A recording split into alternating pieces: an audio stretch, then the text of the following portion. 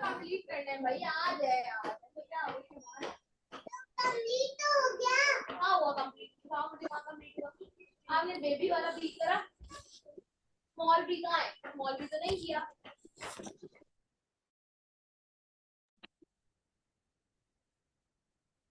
जी, हम यहाँ पर बात ये कर रहे थे कि कस्टमर बैंक का अनडिस्क्लोज्ड एजेंट होता है। वो आगे सप्लायर को बताता नहीं है कि वो बैंक के एजेंट के तौर पे काम कर रहा है।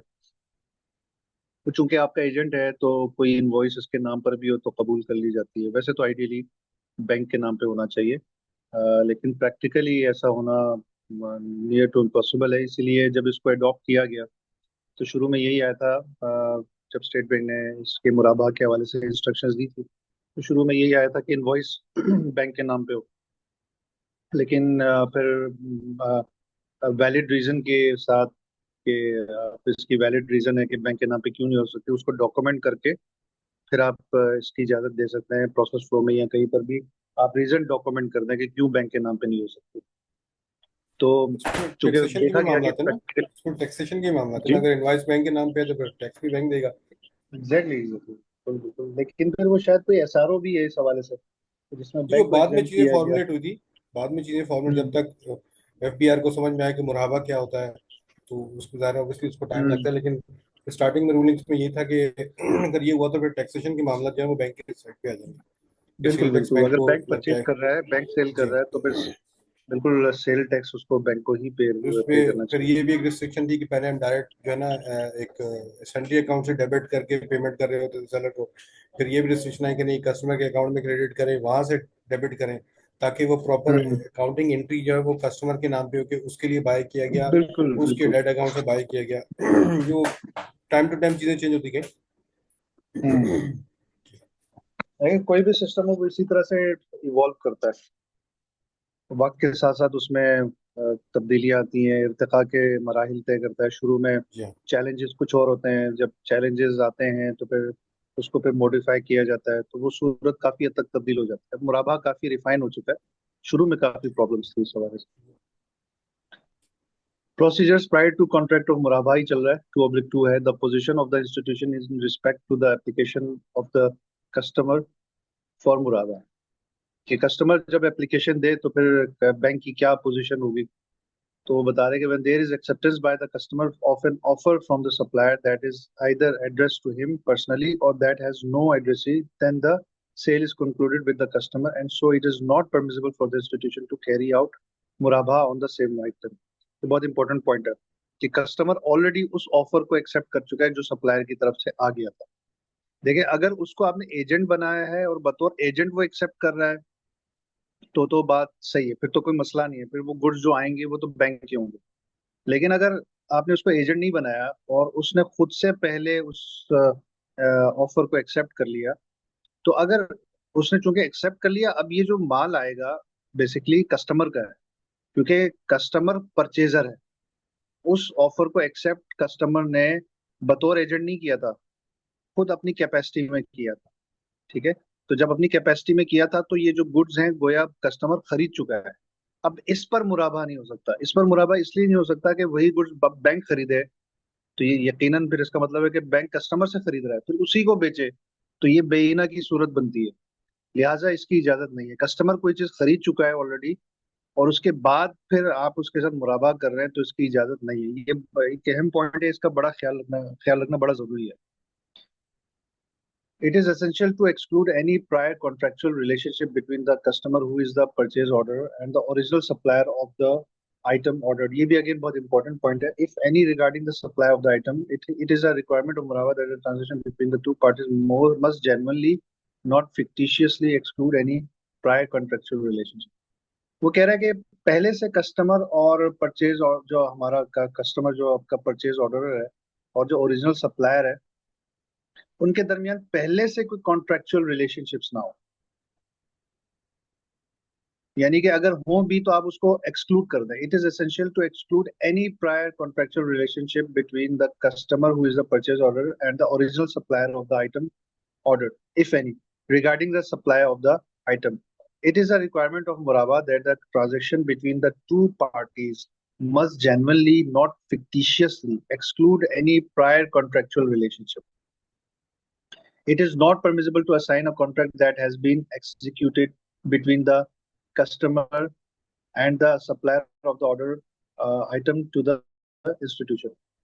मतलब अगर पहले से कोई पेशगी उनके दरमियान कोई कॉन्ट्रैक्ट हुआ है तो उसकी बेस पर आप मुराबा एग्जीक्यूट नहीं कर सकते। ये मुराबा उन्हीं सूरतों में हो सकता है जहां पर कोई इनके दरमियान पहले से कोई कॉन्ट्रैक्ट ना हुआ हो, यानी फ्रेश परचेजिंग के लिए मुराबा हो सकता है। अगले क्लॉज में कहता है कि the institution must ensure that the party from whom the item is bought is a third party other than the customer or his agent। Again बड़ा इंपॉर्टेंट पॉइंट है कि ये जो सप्लायर जिससे आप परचेज कर रहे हो वो कस्टमर का कोई रिलेटेड पार्टी ना हो, कोई ऐसी पार्टी ना हो जो कि कस्टमर की, फर्ज करें कि उसी का ही एक फर्म है या उसी की ही एक कंपनी है जिसमें उसकी ओनरशिप, एक डोमिनेटिंग ओनरशिप ऑलरेडी मौजूद है। तो अगर इस तरह की सूरत हाल होगी तो फिर ये बैल इनफ्सी ही कहलाता है। बैल इनफ्सी ही का मतलब है कि उसी बंदे को अपने आप को बेचना। मतलब अगर कस्टमर का सप्लायर उसकी अपनी कोई कंपनी है और कस्टमर उसी से खरीद रहा है तो गोया कस्टमर अपने आप से खरीद रहा है। शरई लिहाज से इन दोनों की कैपेसिटी सेम है, ठीक है। उसी को वो एक्सप्लेन कर रहा है एग्जाम्पल के बाद। For example, it is not permitted for a customer to sell an ordered item to the institution and then repurchase it through a मुराबा ट्रांजेक्शन। इसकी इजाजत नहीं है कि कस्टमर कोई ऑर्डर्ड आइटम बैंक को बेचे और उसी से परचेज करे। Nor may the party that is supplying the item be wholly or by way of majority more than 50% owned by the customer. और ना ये हो सकता है कि जो सप्लायर है वो कस्टमर की ही कोई सिस्टर कंसर्न हो जिसमें उसकी मेजॉरिटी ओनरशिप मौजूद हो, या तो वो कंप्लीटली कस्टमर की अपनी कंपनी हो 100%, या ये कि मेजॉरिटी, जिसको मेजॉरिटी की इन्होंने तारीफ मोर देन 50% की है, कि 50% से जायद ओनरशिप अगर कस्टमर की है तो इसकी इजाजत नहीं है, ठीक है। अगर इस सूरत में आप ट्रांजेक्शन करते हैं तो ये बैल नफ्सी ही है और इसकी इजाजत नहीं है। बैल नफ्सी ही का मतलब है कि अपने आप को ही बेच रहा है। अगर उसकी सिस्टर कंसर्न है तो अगर 100% ओनरशिप है तो समझ लें कि दोनों एक ही कैपेसिटी में हैं। लिहाजा यहाँ पर फिर मुराबा की इजाजत आप नहीं देंगे। इसीलिए जब प्रोसेस फ्लो आता है तो वहां पर कस्टमर के सिस्टर कंसर्न्स का नाम लाजमी तौर पर मौजूद होना चाहिए, क्योंकि देखिए प्रोसेस फ्लो ही आपके लिए सबसे इंपॉर्टेंट डॉक्यूमेंट होता है। उसी पर ही बेस करते हुए कैड वाले और ये आरएम्स अपनी ट्रांजेक्शन्स कर रहे होते हैं।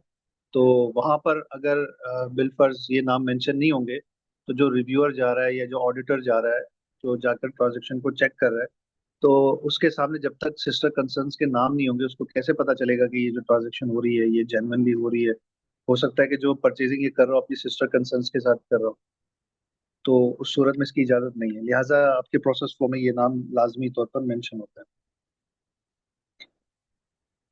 If a sale transaction takes place and later on it is discovered that it was carried out through such practices, this would render the transaction void and it is tantamount to INA।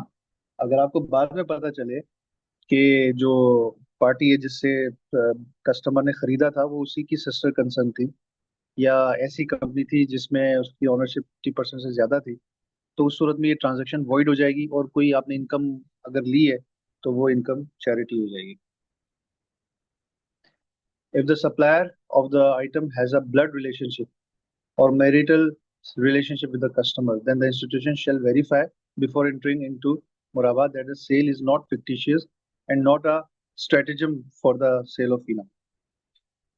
यहाँ पर वो blood relatives के साथ transaction की इजाजत दे रहा है। ऐसा मुमकिन है कि आप अपने भाई से ही खरीदें, परचेज करें, भाई की कंपनी है, आप भाई की कंपनी से खरीदें, या आपकी वाइफ है वो अपना एक फर्म रन करती हैं, तो आप अपनी वाइफ से, आपने अपने स्पाउस से आपने परचेज किया, तो वो कह रहे हैं कि इसमें कोई कबाहत नहीं है बशर्ते कि जो ट्रांजैक्शन है वो जेन्युइन हो, आप जेन्युइनली परचेज कर रहे हो। और ऐसा ना हो कि कहीं ना कहीं घूम फिर कर बात तीना की हो गई, आप अपनी सुबह नाश्ते के टेबल पे अपनी वाइफ को कहेंगे यार ये चीज़ ले लो तुम, तो मैं बैंक के जरिए यही चीज़ तुमसे फाइनेंस कर लूंगा, और वाइफ जो है वो ये शो कर रही है कि उनकी चीज़ें हालांकि उनकी नहीं है, ये तो शोहर नामदार की चीज थी जिसको वो पेश कर रही है, तो ये एक तरह से ईना की सूरत बनती है। एक तरह से क्या है ही ईना, आपने बस ट्रांजेक्शन को घुमा दिया, वरना तो आप ईना ही कर रहे थे। तो ब्लड रिलेटिव्स के साथ ट्रांजेक्शन की इजाजत है, बशर्ते के आप वो जो ट्रांजेक्शन है उसका ख्याल रखें कि वो फिक्टिशियस ना हो। अगले क्लॉज में कहते हैं, it is not permissible for the institution and the customer to agree to form a मुशारका in a project or a specified deal together with a promise from one of them to buy the other's share in musharaka by mean of मुराबाहा। तो कह रहा है कि bank और customer को इस बात की इजाजत नहीं है कि वो कोई किसी प्रोजेक्ट में मुशारका करे, या कोई खास डील, या किसी प्रोजेक्ट में या किसी खास डील में आपस में मुशारका करे, इस वादे के साथ कि वो एक दूसरे से जो मुराबाहा की सूरत में वो एक दूसरे का मुशारका शेयर परचेज करेंगे। मुशारका शेयर एक दूसरे से परचेज करेंगे मुराबाहा की सूरत में, और आइदर स्पॉट और डेफर्ड पेमेंट बेसिस, चाहे वो स्पॉट हो चाहे वो डेफर्ड पेमेंट बेसिस हो, इसकी इजाजत नहीं है। However, it is permissible for one partner to promise to purchase the other share in musharaka at market price or at a price to be agreed upon at the time of sale, provided a new contract is drawn up। वो कह रहे हैं कि आप कोई contract में ऐसी चीज नहीं लिख रहे, लेकिन आप कस्टमर जो है या कोई वो जो दूसरा बंदा है, या आप दोनों पार्टनर में से कोई एक ये वादा करे कि मैं दूसरे का शेयर परचेज करूंगा एट एन एग्रीड प्राइस, या कोई प्राइस मार्केट प्राइस कोई भी हो, at the time of sale provided a new contract is drawn up. इससे आपको कुछ फीलिंग सी आ रही है, डिमिनिशिंग मुशारका की फीलिंग आ रही है आपको? इसने मुझे बोला एक मिनट आपके अमन साथ सर, सेकंड वाले ऑप्शन में तो डिमिनिशिंग मुशारका है ना, कि वो मुशारका के अंदर इंस्टीट्यूशन जो है कस्टमर का शेयर बाय कर रहा है, क्योंकि वो पहले ही स्टिपुलेटेड हो गया eight the time of contract जब बनना। बिल्कुल सही, बिल्कुल सही, ये डिमिनिशिंग मुशारका की तरफ ही इशारा है तकरीबन। वो कह रहा है कि डिमिनिशिंग मुशारका की ये सूरत अलाउ नहीं है कि जहां पर आप ये पार्टनर के साथ अरेंजमेंट पहले से कर लें कि वो आपस में एक दूसरे का मुशारका शेयर खरीदेंगे। तो अगर ये टू वे कॉन्ट्रैक्ट है तो फिर तो इसकी इजाजत नहीं है। लेकिन अगर वो एक बंदे की तरफ से, एक पार्टनर की तरफ से वादा है कि मैं खरीदूंगा, और वो जब जो खरीद रहा होगा वो हर खरीद पर, हर यूनिट की खरीद पर वो एक सेपरेट सेल कॉन्ट्रैक्ट तस्वुर किया जाएगा। अब डिमिनिशिंग मुशारका में जो मंथली पेमेंट होती है, उसमें हर पेमेंट पर जब आप यूनिट परचेज कर रहे होते हैं तो गोया वो यूनिट आप अलहदा से परचेज कर रहे हैं, वो एक अलहदा सेपरेट एक कॉन्ट्रैक्ट है। तो इस वजह से फिर पहले किसी जमाने में यहाँ पर बाकायदा एक लेटर इशू किया जाता था, इनवॉइस इशू की जाती थी कि भाई आपका ये शेयर बैंक का ये जो शेयर है ये कस्टमर ने परचेज कर लिया, आपको बेचा गया। लेकिन फिर रफ्ता रफ्ता फिर वो एक चीज आई, डेबिट अथॉरिटी के नाम से एक चीज आई। बड़ा लंबी कहानी, जब कभी डिमिनिशिंग मुशारका पढ़ेंगे तो आपको तफसील से बताएंगे। यहाँ फकत इतना बताना मकसद है कि जो पहले से अगर कॉन्ट्रैक्ट में ये बात है, मेंशन्ड है कि आप वक्तन फवक्तन उसका जो एसेट है वो परचेज कर रहे होंगे, तो ये कॉन्ट्रैक्ट में इसको मेंशन करना दुरुस्त नहीं है। लेकिन अगर आप इसको मेंशन किए बगैर अलग से मैं लिख रहे हैं कोई वादा, एक सेपरेट एक पार्टनर की तरफ से अगर अंडरटेकिंग आ रही है तो इसमें कोई प्रॉब्लम नहीं है।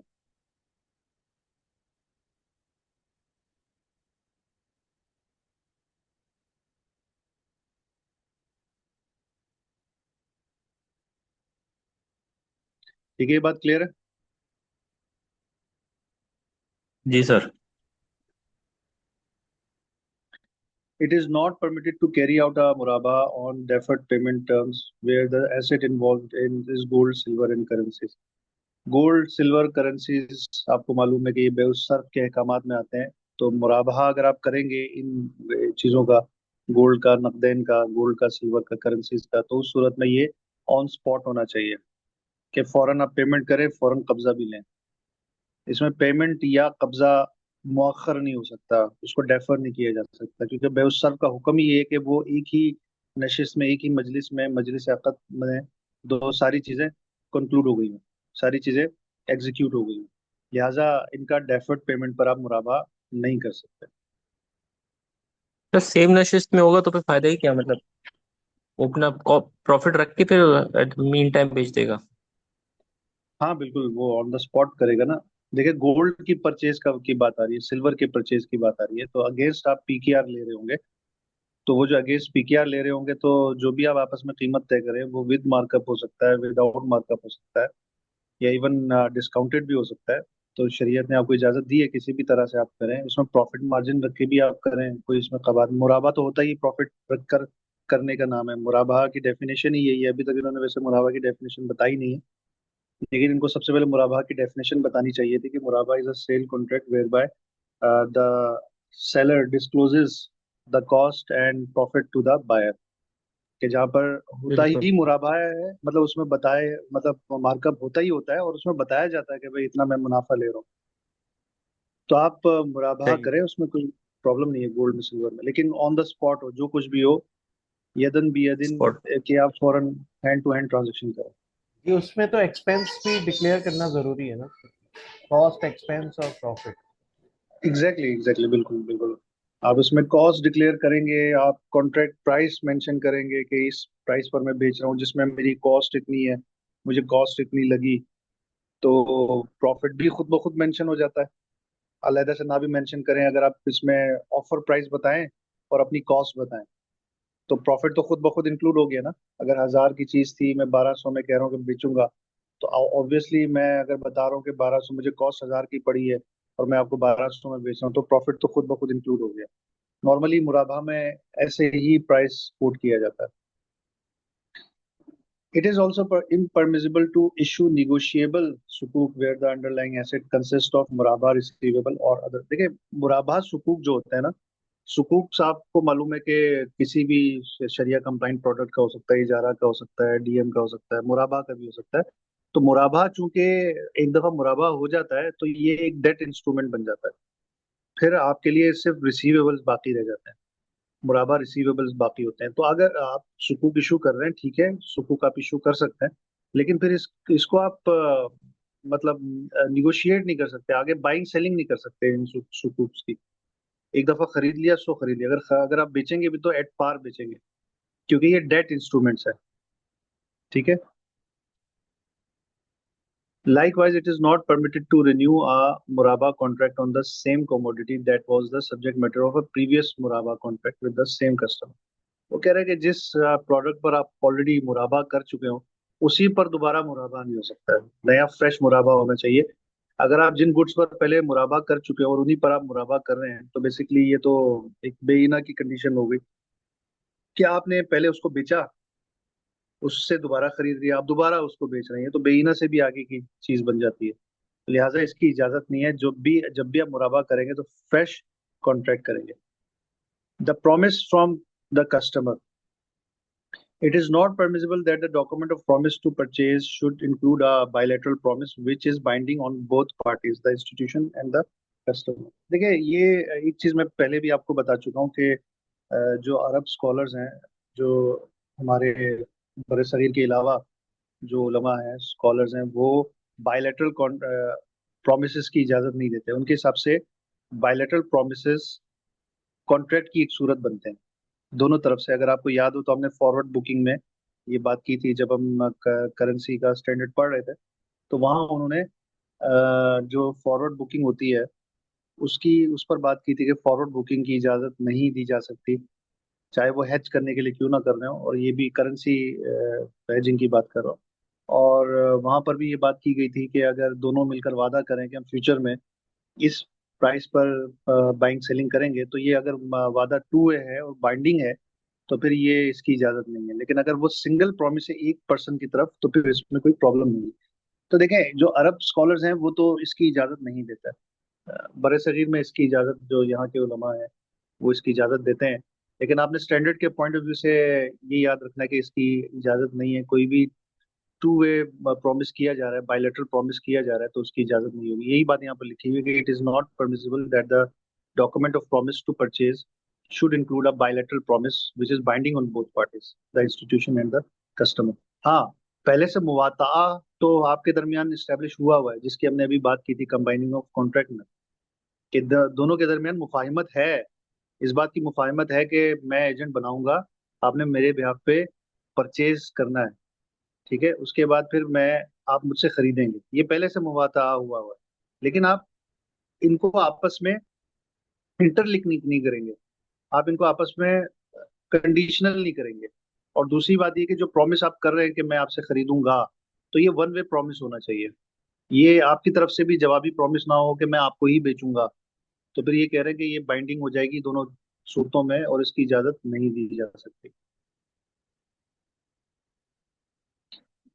अगले क्लॉज में कहते हैं the customer's promise to purchase and the related contractual framework are not integral to a मुराबा ट्रांजेक्शन। कह रहे हैं कि जो प्रॉमिस टू परचेज कर रहा है कस्टमर और जो रिलेटेड कॉन्ट्रेक्चुअल फ्रेमवर्क है जिसमें उसको एजेंट बनाया गया है और उसके फिर जाकर वो सप्लायर के साथ कॉन्ट्रैक्ट कर रहा है, वो कह रहा है कि ये मुराबा ट्रांजेक्शन का पार्ट नहीं है, but are intended to provide assurance that a customer will complete the transaction after the item has been acquired by the institution। बल्कि ये एक तरह की वो है, एक अंडरस्टैंडिंग है कि ये अगर ट्रांजेक्शन अगर कंक्लूड हो जाएगी तो वो बैंक से उसको परचेज कर लेगा।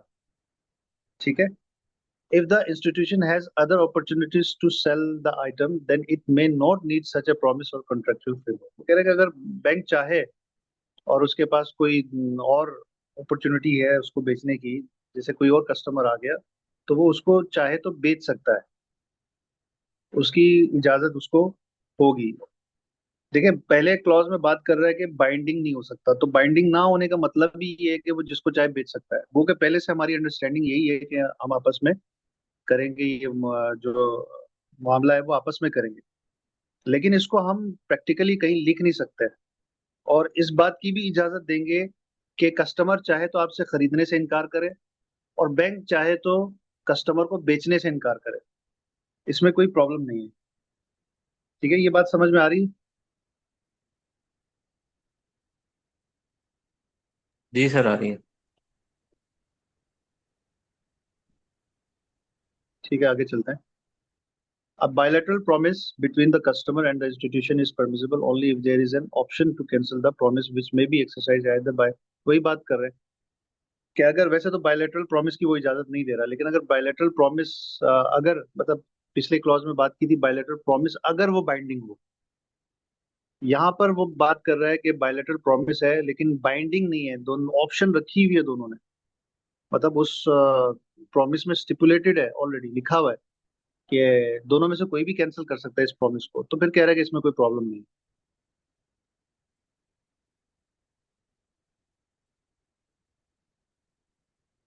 मीन्स आगे अगर इट प्रॉमिस इज बाइंडिंग ना हो तो उसमें हम लोग एंटर हो सकते हैं उस कॉन्ट्रैक्ट में। जी, अगर प्रॉमिस बाइंडिंग नहीं है तो आप वो प्रॉमिस कर सकते हैं। प्रॉमिस अगर ठीक बाइंडिंग है। है, टू वे प्रॉमिस हो, देखिए जी। वन वे है और बाइंडिंग है तो प्रॉब्लम नहीं है। याद रखिएगा, ये बारीक नुकात ठीक है। है। अगर अगर अगर प्रॉमिस हो वन वे, यूनिलेटरल प्रॉमिस हो, चाहे वो बाइंडिंग ही क्यों ना हो, इसमें कोई प्रॉब्लम नहीं है। जी। लेकिन ठीक अगर है। प्रॉमिस बाइलेटरल है, टू है, दोनों की तरफ से प्रॉमिस है, तो उस सूरत में शर्त ये हम्म। कि बाइंडिंग ना हो। ठीक है सर। ये उसूल जहन में रख लें, आपको बहुत सारे स्टैंडर्ड्स में काम आएगा। ये उसूल ऐसा ही है, जहां हम्म। जहां प्रॉमिस की बात आएगी वहां वहां ये उसूल लागू होगा। ये बहुत सारी जगहों पर लागू कर सकते हैं आप।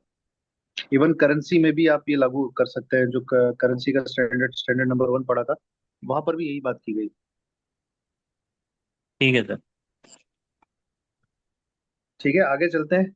It is permissible for the institution and the customer after the latter has given a promise but before the execution of the muraba to agree to revise the terms of the promise whether with respect to the deferment of payment। वाजह सी बात है, वो कह रहे हैं कि इसकी इजाजत है कि अगर बैंक और कस्टमर आपस में वादा करें, प्रॉमिस करें, लेकिन एक्चुअल मुराबा करने से पहले अगर वो टर्म्स जो कंडीशंस हैं प्रॉमिस की उसमें तब्दीली करना चाहें। दोनों ने ये वादा किया था कि हम मुराबा करेंगे इस शर्त पर, मतलब कि एजेंसी, आप एजेंट हैं मेरे, ब्याह पे खरीदेंगे, परचेज करेंगे और उसके बाद फिर आप मुझे बताएंगे, मैं आपको बेचूंगा, तो मैं जो आपको बेचूंगा ये डेफर्ड पेमेंट की बेसिस पे होगा, उधार पर बेचूंगा। तो ये पहले से तय हुआ हुआ है, लेकिन अभी मुराबा एग्जीक्यूट नहीं हुआ और वो इस टर्म में तब्दीली करना चाह रहे हैं। वो कह रहे हैं कि दोनों मिलकर ये कह रहे हैं कि हम इसको डेफर्ड पेमेंट बेसिस पर नहीं करेंगे, हम इसको ऑन स्पॉट करेंगे, स्पॉट मुराबा करेंगे। स्पॉट मुराबा का मतलब ये होता है कि जैसे ही परचेज किया, जैसे ही आपने बेचा, फौरन उसकी आपने पेमेंट भी ले ली, फौरन ही ले ली, कीमत फौरन वसूल कर ली आपने, स्पॉट मुराबा कहते हैं। तो अगर इस तरह से कोई तब्दीली करना चाहें with respect to the deferment of payment, payment के डेफरमेंट के सिलसिले में, या यूं कहें कि उधार का मामला किया था, 3 महीने का करने वाले थे हम लोग, हम इसको तब्दील करके 1 महीने का ले आए, कि हम कहेंगे नहीं 3 महीने के लिए उधार नहीं करेंगे, हम 1 महीने के लिए करेंगे, तो इसकी कोई प्रॉब्लम नहीं है, इजाजत है। अभी हमने एक्चुअल कॉन्ट्रैक्ट किया नहीं है, अभी तो हमारे दरमियान एक समझ लें कि एक अंडरस्टैंडिंग हमारे दरमियान डेवलप हुई हुई है, या एक वादा है, और इस वादे में हम तब्दीली कर सकते हैं। द मार्कअप, मार्कअप में हम कोई तब्दीली कर सकते हैं, रेट में कोई तब्दीली कर सकते हैं, और अदर टर्म्स।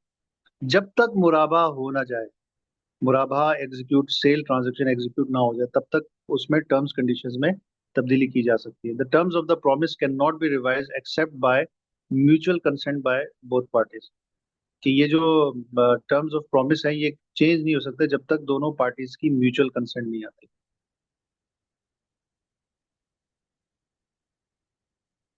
ये इसी कैटेगरी की लास्ट क्लॉज है। It is permissible for the institution to purchase the item from a supplier on a sale or return basis. ये क्रेडिट मुराबा की बात कर रहा है। आई डोंट नो आपके यहाँ बैंक्स में क्रेडिट मुराबा होता है कि नहीं होता, लेकिन काफी बैंक्स में क्रेडिट मुराबा होता है। और उसमें ये होता है कि जो सप्लायर है, नॉर्मली क्या होता है मुराबा में, नॉर्मली मुराबा में ये होता है कि आप कोई चीज परचेज करते हैं तो फौरन आप सप्लायर को पेमेंट करते हैं, सप्लायर उधर से माल रिलीज करता है। क्रेडिट मुराबा में जो सप्लायर है वो आपको क्रेडिट दे रहा होता है, एक क्रेडिट पीरियड दे रहा होता है कि ठीक है अभी पेमेंट ना करो, 10 दिन बाद कर देना, 15 दिन बाद कर देना। तो आप पहले उसको एजेंट बनाते हैं, वो आपके बिहाफ पे परचेज करता है, 15 दिन बाद आप पेमेंट करते हैं सप्लायर। इसको क्रेडिट मुराबा कहते हैं, ये उसी के मुतल्लिक है ये clause. It is permissible for the institution to purchase item from a supplier on a sale or return basis with the option to return it with a specified period. माजरत के साथ ये मैं क्रेडिट समझ रहा था, ऐसा नहीं है, ये उसकी बात कर रहा है, सेल और रिटर्न बेसिस, ये आप चाहे तो हमें रिटर्न भी कर सकते हैं। इकाला, इकाला का ऑप्शन है, इकाला समझते हैं? नहीं सर। इकाला होता है कि आप इसको रिटर्न करने का राइट रखते हैं, कोई भी चीज़ आप सेल करें तो उसको रिटर्न करने का राइट रखते हैं, इसको इकाला कहते हैं शरई टर्म में। जैसे आप देखते हैं कि बहुत सारी जगहों पर शॉपकीपर्स होते हैं, उन्होंने लिखा होता है कि खरीदा हुआ माल वापस या तब्दील नहीं होगा, तो वो बेसिकली आपको ये बता रहे होते हैं कि मेरे पास इकाले का ऑप्शन नहीं है। अगर वो ये स्टिपुलेट ना करे कहीं पर, तो ये इकाले का ऑप्शन बाय डिफॉल्ट होता है क्लाइंट को, और क्लाइंट चाहे तो वो ये खरीदा हुआ माल, उसकी फिर शर्त होती है कि भाई इतने दिन तक आप वापस कर सकते हैं, रिटर्न कर सकते हैं, तो ये इसको इकाला कहते हैं। और एक अच्छे व्यापारी की सिफत यही बताई गई है शरीयत में, कि वो अगर कोई कस्टमर परचेज करे और अपने खरीद पर वो नादिम हो, उसको अच्छा नहीं लग रहा या नदामत हो रही हो कि मैंने क्यों खरीदा, तो एक अच्छा व्यापारी, एक अच्छा ताजिर वो होता है कि जो उसको वापस ले ले।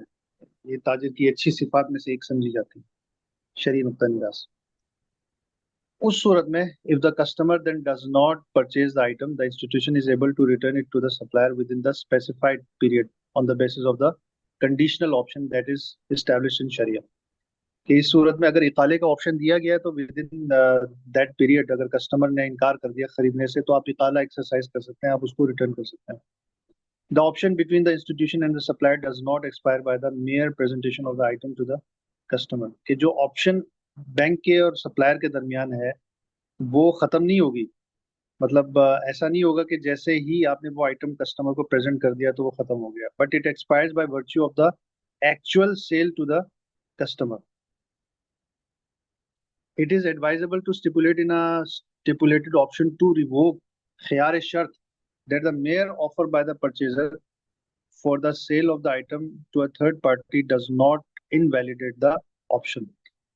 देखिए, बात सूरतों में, इसको मैं एक्सप्लेन करूं तो बात सूरतों में ऐसा होता है कि आपने किसी से कोई चीज खरीदी और फिर आपने उसको आगे बेचना है, उसने भी इनकार कर दिया, आपने खरीदा है और वो जो जिस थर्ड पर्सन को आपने बेचना है या बेचने जा रहे हैं, वो इनकार कर दे, तो आपने फर्स्ट पार्टी के साथ एक ऑप्शन रखा हो, आपने एक शर्त रखी हो कि अगर वो जिसको मैं बेच रहा हूँ वो इनकार करेगा तो मैं ये आपको वापस करूंगा।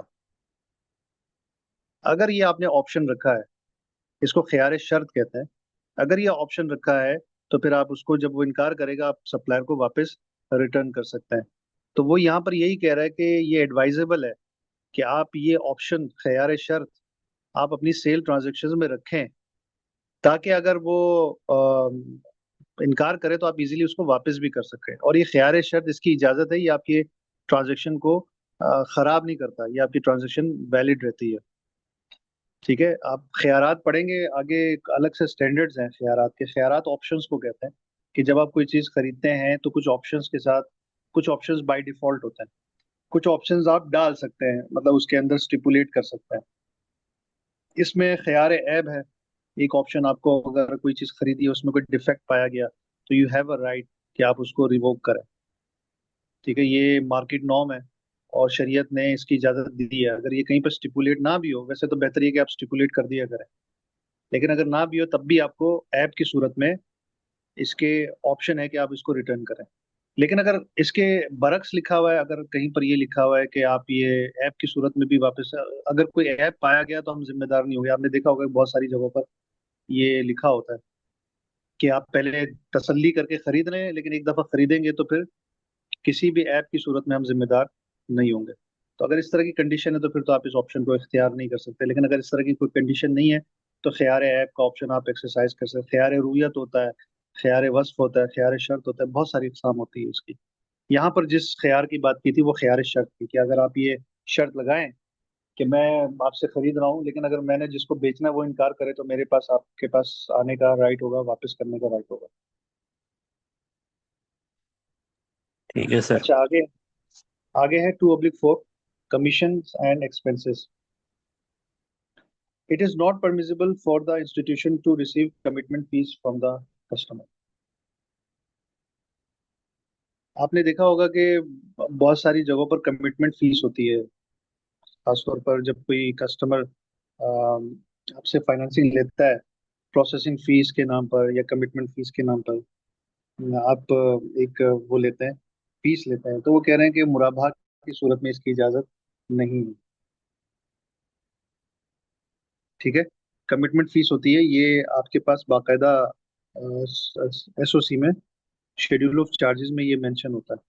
अगर उसमें फिर मुराबाह को एक्सक्लूड किया जाता है, जैसे हमारा जो एसओसी है उसमें हमने मुराबाह के लिए और मुसावमा के लिए एक्सक्लूड किया हुआ है, क्योंकि स्टैंडर्ड इसकी इजाजत नहीं देता। फिर दूसरी फीस होती है, अगले उसमें बात करें, it is not permissible for the institution to receive a fee for providing a credit facility. Credit facility फराहम करने के लिए फीस लेना जायज नहीं। अक्सर आप देखते हैं ऑटो फाइनेंस में होता है, नॉर्मली ऑटो डीएम में होता है, ऑटो इजारा में होता है कि वहां पर आप फीस ले रहे होते हैं, आप प्रोसेसिंग फी के नाम से चार्ज कर रहे होते हैं, एक सर्टन 10,000 रुपये ये बैंक ले रहा होता है। अब वो प्रोसेसिंग फी ये होती है कि आप जब भी क्लाइंट आपको एप्लीकेशन देगा ऑटो फाइनेंस की तो आप ये फीस फौरन काट लेंगे, चाहे वो फैसिलिटी आप उसको दें ना दें, या आप उससे एक फीस लेते हैं। ठीक है, ये उमूमन बैंकों में होता है, प्रोसेसिंग फीस के नाम पर वो ले रहे होता है। तो वो कह रहे हैं कि मुराबाहा और मुसावमा के लिए इसकी इजाजत नहीं है। लेकिन इजारा और डीएम पर ये खामोश है, ये स्टैंडर्ड इजारा के स्टैंडर्ड में ऐसी कोई बात नहीं करता कि इजारा पर आप नहीं ले सकते। तो इस वजह से फिर बैंक्स इजारा और डिमिनिशिंग मुशारका और बाकी कॉन्ट्रैक्ट्स में प्रोसेसिंग फीस ले लेते हैं, लेकिन मुराबाहा में फिर लेते नहीं। The expense of preparing the document of the contract between the institution and the customer are to be borne evenly by the two parties। कि जो डॉक्यूमेंट बनाने के अखराजात हैं वो बैंक और क्लाइंट दोनों के दरमियान बराबर बर्दाश्त किए जाएंगे, the institution and the bank, provided they do not agree that the expenses are to be borne wholly by one party. अगर वो आपस में ये तय ना करें कि जो भी एक्सपेंसेस हैं वो एक पार्टी बर्दाश्त, अगर ये पहले तय कर लेंगे नहीं ये क्लाइंट ही करेगा तो फिर क्लाइंट करेगा, लेकिन अगर ऐसी कोई चीज नहीं लिखी तो उसूली तौर पर आप दोनों को बेयर करना चाहिए। And provided those expenses are proportional to the actual amount of work involved so that they do not implicitly include a commitment fees or क्या फैसिलिटी फी, वो कह रहे हैं कि जो डॉक्यूमेंट प्रिपरेशन चार्जेस है ना, ये एक्चुअल हो। इसमें ऐसा ना हो कि डॉक्यूमेंट तो आपको 1,000 रुपए के पड़ रहे हैं, लेकिन आप चार्जेस ले रहे हैं क्लाइंट से 10,000 रुपए। तो गोया आपने जो प्रोसेसिंग फीस थी वो इस मद में डाल दी आपने, डॉक्यूमेंट चार्जेस में डाल दिया आपने। हालांकि डॉक्यूमेंट चार्जेस तो कम उस पे थी, कम रुपयों में थी, आपने ज्यादा रुपए वसूल किए। तो आपने बेसिकली कमिटमेंट फीस वसूल की इसके नाम पर, डॉक्यूमेंट्स के नाम पर। तो इसकी इजाजत नहीं होगी। आप जो भी एक्सपेंसेस लें उससे डॉक्यूमेंट प्रिपरेशन के, वो actual. If the muraba is carried out by mean of syndicate financing, the institution which act as the arranger of the syndicate is entitled to an arrangement fee to be paid by the participants in the syndicate. अगर आप मुराबा syndicated financing कर रहे हैं, syndicated financing समझते हैं? जी sir. Syndicated financing वो financing होती है जिसमें एक से ज्यादा बैंक्स इन्वॉल्व होते हैं। क्योंकि उसका टिकट साइज इतना बड़ा होता है कि एक बैंक उसका एक्सपोजर लेना नहीं चाहता, तो वो और बैंक्स को दावत देता है कि आप भी आ जाएं और हम मिलकर फाइनेंस करते हैं। तो ये सिंडिकेट फाइनेंसिंग कहलाता है, कंसोर्शियम फाइनेंसिंग भी कहते हैं। तो इस फाइनेंसिंग में एक से ज्यादा बैंक इन्वॉल्व होता है। एक बैंक लीड अरेंजर होता है जो लीड लेता है उस क्लाइंट से सारी निगोशिएशन करना, उस क्लाइंट के साथ सारी डॉक्यूमेंटेशन करना, वो एक लीड अरेंजर कर रहा हो। तो वो जो लीड अरेंजर है वो कस्टमर से फीस नहीं ले रहा, वो बाकी बैंक जो कि उसमें पार्टिसिपेट कर रहे हैं उससे अरेंजमेंट फीस ले रहा है। तो इसकी इजाजत वो दे रहा है, क्लाइंट से नहीं ले रहे ना। आप क्लाइंट से लेने की इजाजत नहीं है, लेकिन आपके साथ जो दूसरे मुराबाहा आपके शरीक हैं, समझ लें कि इस कॉन्ट्रैक्ट में बेसिकली वो सब शरीक है, उससे आप कोई अरेंजमेंट फीस ले रहे हैं क्योंकि आप एक्स्ट्रा मेहनत कर रहे हैं। आप देखें ना, लीड अरेंजर बाकी बैंक्स के मुकाबले में ज्यादा मेहनत करता है, कस्टमर के साथ निगोशिएट वो कर रहा होता है, काफी चीजें होती हैं जो उसको करनी पड़ती, काफी एक्सपेंसेस उसको कवर करने पड़ते हैं। तो वहां पर वो अरेंजमेंट फीस ले सकता है, इसमें कोई प्रॉब्लम नहीं है। अच्छा, मुझे एक बात बताएं कि सिर्फ 2 मिनट रह गए हैं ये खत्म होने में, तो हम इसको एक थर्ड सेशन करें या फिर हम रात में रखें, रात में इसको डिस्कस करें? सर रात में रात डिस्कस में कर। रख सकते हैं। ओके, ठीक है, तो चलें हम फिर रिमेनिंग फिर हम रात में करते हैं। ये एक क्लॉज कर लेते हैं बस जल्दी से। It is permissible for the institution to receive a fee for a feasibility study that it undertakes in case such case study is requested by the customer and for the benefit thereof, and the customer agrees to pay the fee thereof. The customer is entitled to a copy of the study if he so requires. देखिए, उसने ऊपर commitment fees मना कर दी, इसने फिर ऊपर जो processing fees है उसके लिए भी मना कर दिया, क्रेडिट फीस भी लेने से मना कर दिया। लेकिन वो कह रहा है कि वो फिजिबिलिटी स्टडी की फीस ले सकता है, कि इंस्टीट्यूशन को बैंक को कस्टमर ने फिजिबिलिटी की रिक्वेस्ट की कि आप ये मेरे बिजनेस को जरा इवेल्युएट करें और ये देखें कि मुझे फाइनेंसिंग कहाँ कहाँ जरूरत है, किन किन चीजों में जरूरत है, कौन सी प्रोडक्ट मेरे लिए बेहतर है, वगैरह वगैरह। तो बैंक ने उसकी फिजिबिलिटी बनाई और वो फिजिबिलिटी कस्टमर के साथ शेयर भी कर रहा है अगर कस्टमर मांगे तो वहां पर वो कह रहा है कि फिजिबिलिटी की मद में इनकम लेना जायज है। अगर आप फिजिबिलिटी फीस ले रहे हैं उस फिजिबिलिटी स्टडी के एवज, तो फिर ये जायज हो जाएगा। वो कि इससे भी बैंकों के लिए राहें खुलती हैं, क्योंकि ऊपर वो कमिटमेंट फीस और ये इन फीसों को मदद मना कर रहा है, तो यहाँ पर फिजिबिलिटी की मद में वो ले सकता है। चलें, यहाँ पर फिर अभी स्टॉप करते हैं, इंशाल्लाह फिर रात में मिलते हैं। जज़ाकल्लाह। ठीक है सर, अल्लाह हाफिज़।